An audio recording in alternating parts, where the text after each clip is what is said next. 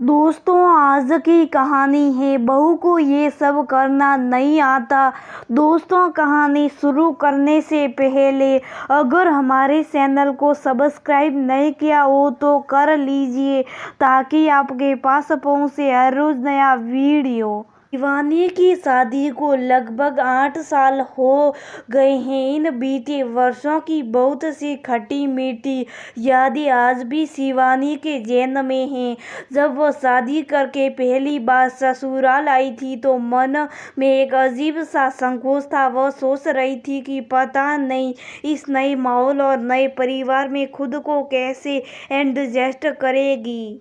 इसी कश्मकश में नई बहू के स्वागत के सारे रीति रिवाज पूरे हुए। शिवानी को घर की बड़ी बहू होने का सौभाग्य मिला। ससुराल का माहौल उसके मायके से बिल्कुल विपरीत था। धीरे धीरे शिवानी को इन सब की आदत हो गई थी। ससुराल में सभी शिवानी से बहुत खुश थे। ससुर जी तो उसे बेटी से बढ़कर प्यार करते थे, उसके हर काम की तारीफ करते थे और सास ने भी उसे सिर आंखों पर बिठाया। शिवानी बहुत खुश थी और इससे ज़्यादा खुशी उसे इस बात की थी कि ससुराल में उसके हमउम्र देवर और ननद थे। एक बड़ी ननद थी जो शादीशुदा थी। उनका स्वभाव बहुत अच्छा व मिलनसार था। उनके रूप में शिवानी को एक बड़ी बहन मिल गई जो उसकी बहुत मदद करती थी। दोनों देवरों से शिवानी की बहुत अच्छे पढ़ने लगी थी। बड़े देवर तो शिवानी के एक अच्छे दोस्त व भाई बन गए थे जिनसे वह हर बात शेयर करती थी। पर इनके सब विपरीत शिवानी की छोटी ननद जो कि उसके पति से उम्र में 2 साल छोटी थी और शिवानी की हम उम्र थी, वह शिवानी को हर बात समझाती रहती या यूं कहे कि हर बात में नसीहत देती।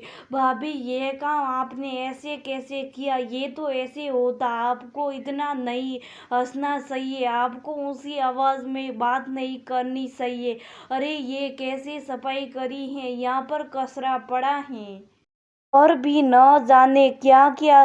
जब शिवानी ने अपने पति को उनकी छोटी बहन के बारे में बताया तो वो बोले कि छुटकी सबकी लाडली है और इसका स्वभाव थोड़ा तेज है, तुम इसके साथ बनाकर रखो, सब ठीक हो जाएगा। धीरे धीरे शिवानी की ननद उस पर हावी हो गई और उसका तानाशाही राज बढ़ता गया। वह शिवानी की अड़ोस पड़ोस की बहुओं से तुलना करती, उसे शिवानी के अपने देवरों से बातचीत और हंसी मजाक करना भी पसंद नहीं था।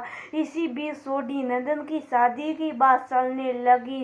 शिवानी के ससुर जी चाहते थे कि अच्छा घर देख के छुटकी के हाथ पीले कर दे। छुटकी के लिए लड़का देखा और उसकी सगाई कर दी। शिवानी बहुत खुश थी कि चलो नंदन जी की शादी हो जाएगी तो वो ससुराल में रानी बन के रहेगी।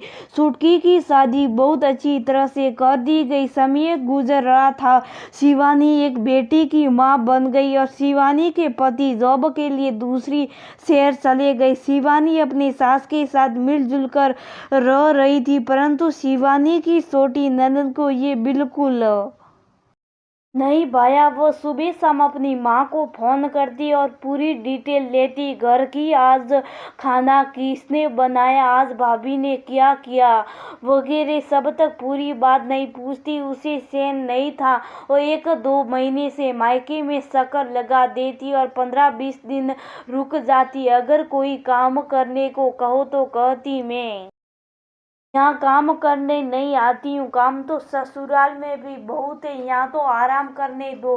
शिवानी मन महसूस कर रह जाती पर कुछ कह नहीं पाती। शिवानी की ननद ने उसकी सास को उसके खिलाफ पूरी तरह से भर दिया था।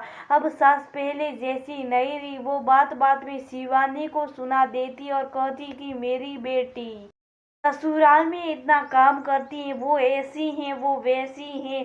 शिवानी तंग आ चुकी थी। ऐसे माहौल से उसे घर में ना के बराबर महत्व दिया जाता था। कोई भी काम हो या घर में वार त्योहार हो तब खरीदारी छुटकी करेगी, बाहर का कोई काम हो तो सब छुटकी करेगी। ऊपर से पड़ोस पड़ोस की औरतों से ये कहा जाता कि करे, बहू को ये सब करना नहीं आता, सुटकी को बुलाना पड़ता है। ससुराल से शिवानी अपमान का घूंट पीकर रह जाती। कुछ समय बाद शिवानी के देवर की शादी कर दी गई। शादी में भी सुटकी ने बहुत मनमासी करी। शिवानी बहुत खुश थी कि चलो अब देवरानी आएगी तो हम दोनों रहेंगे तो शायद ननद रानी सुधर जाए। 8 सालों में सब कुछ बदल गया, परंतु सुटकी नहीं बदली। वो जैसी थी वैसी ही। बदला तो सिर्फ इतना ही कि शिवानी अपने पति के साथ दूसरे शहर में रहने लगी। अपने बेटी के और पति के साथ सुकून से रह रही हैं। अब जब भी शिवानी ससुराल जाती हैं और उसकी सुटकी नंद रानी जब अपने हुक्म चलाती हैं तो वो और उसकी देवरानी कहती हैं कि अब तो सुधर जाओ नंद रानी, बहुत हुआ आपका, अब हमारा समय आने वाला है। नंदन जी, मैं यही कहूँगी, आप से अपने मायके आओ, सम्मान से रहो, ये आपका घर है, परंतु आप रिश्तों में दरार लाने की कोशिश ना करें। अपनी माँ को हमारे विरुद्ध न करें, वो अब हमारी सास हैं और आपसे ज़्यादा ख्याल रखेंगे हम उनका, और अपनी हुकूमत हम पर न चलाएं।